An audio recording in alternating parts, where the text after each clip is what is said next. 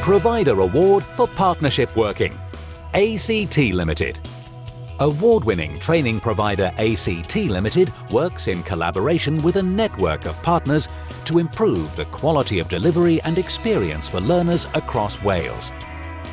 Since the Cardiff-based company was established in 1988, it has developed hundreds of symbiotic relationships with corporate partners, 23 subcontractors, schools and the wider work-based learning network to deliver positive outcomes for young people.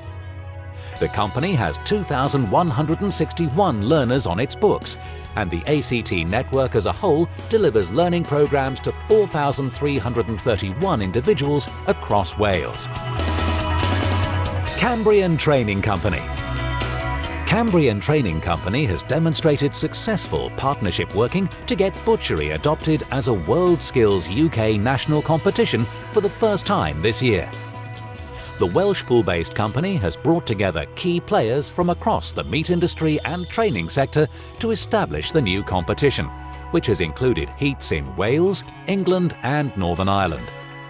These heats resulted in 6 butchers qualifying for the final, to be held at the Skills Show in Birmingham in November.